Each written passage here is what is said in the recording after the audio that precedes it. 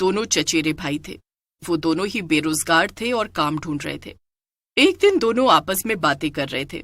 पिंटू भाई, अब हमें जल्द से जल्द कुछ काम धंधा करना पड़ेगा, वरना भूखे मरने की नौबत आ जाएगी।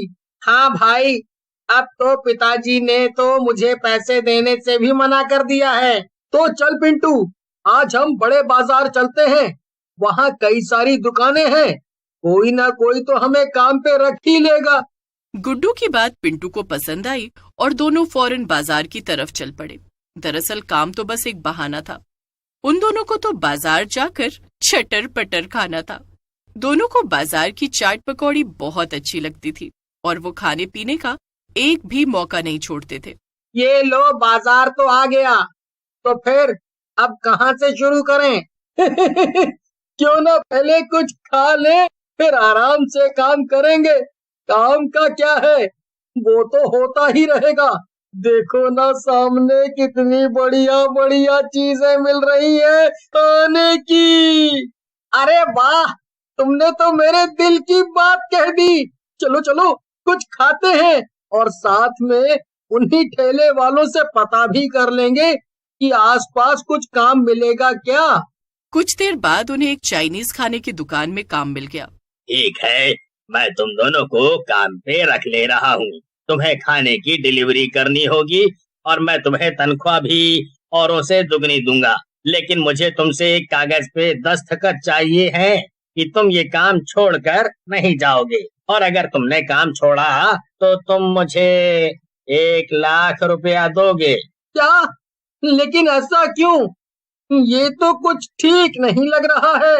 अरे पिंटू, क्या फर्क पड़ता है, हमें तो वैसे भी ये काम करना ही है। हम भला कहाँ काम छोड़ना चाहते हैं, और देखना, ये हमें दुगनी तनख्वाह दे रहे हैं। अरे हमारी सारी परेशानी बस एक बार में दूर हो जाएगी। ज्यादा सोच मत, हाँ कर दे।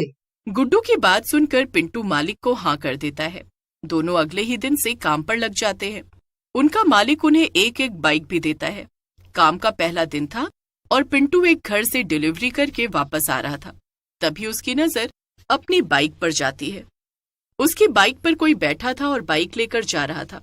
पिंटू बाइक के पीछे भागा, लेकिन जैसे ही वो आदमी पलटा, पिंटू के होश ही उड़ गए। उसकी बाइक पर डिलीवरी बॉय के कपड़ों में एक भूत बैठा था। बाप रे, भागो यहाँ से।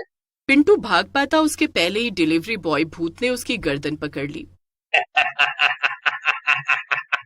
क्यों, कहाँ भाग रहा था तू? तू तो मुझे ही पकड़ने आ रहा था ना, अब ऐसे ही भागा जा रहा है। अरे अरे, मुझे जाने दो। भला मैंने तुम्हारा क्या बिगाड़ा है? तूने मेरी नौकरी पे नजर डाली है और कहता है कि क्या बिगाड़ा है। क्या क्या मतलब है तुम्हारा?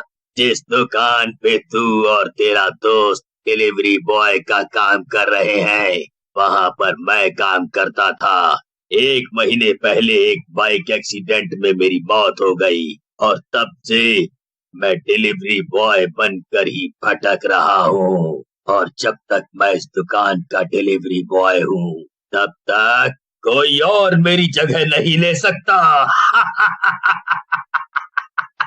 तुम दोनों से पहले भी कई लोग आए थे मेरी जगह लेने, और मैंने उन सबको ऊपर पहुंचा दिया। अरे बस इतनी सी बात है तो ठीक है ना।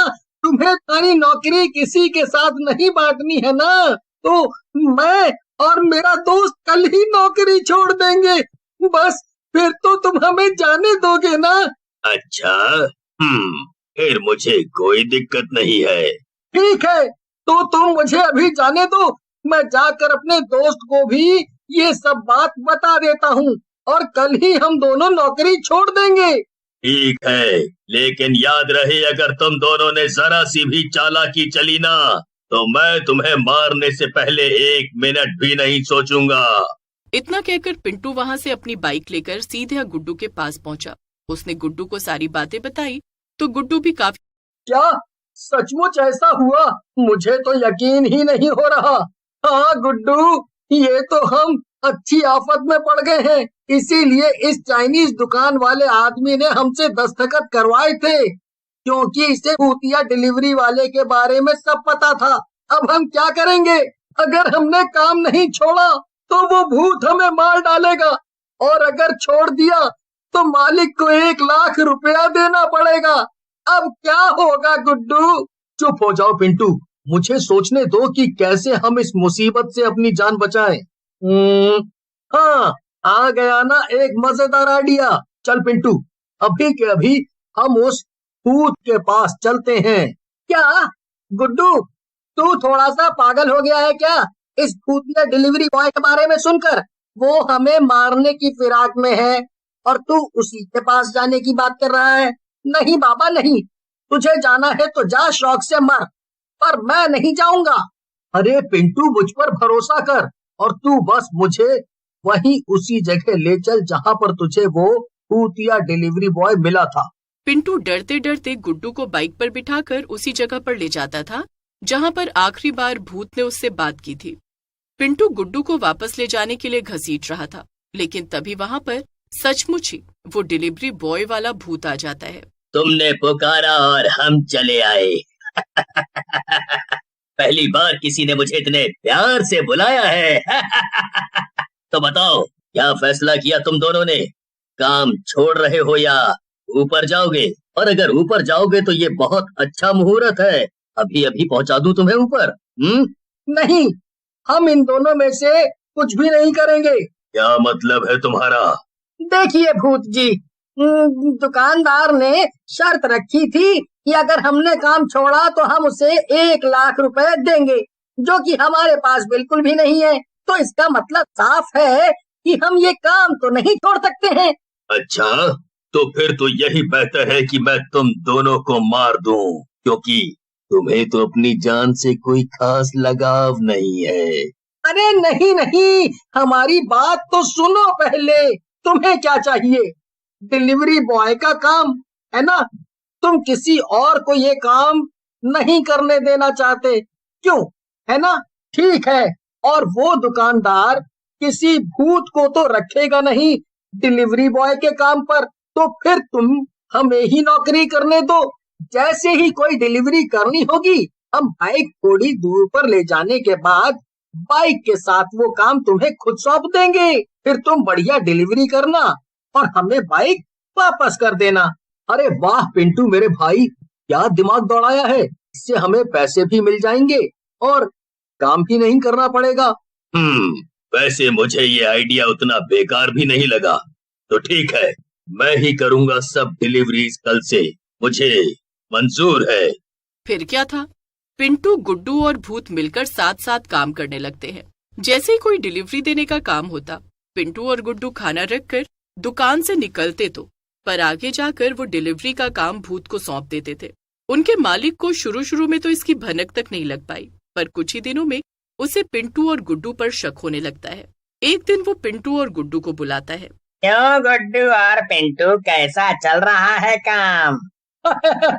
एकदम बढ़िया चल रहा है मालिक। आपने हमें अचानक से यहाँ क्यों बुलाया आज? मुझे पता है कि तुम उस भूत की मदद ले रहे हो डिलीवरी करने में।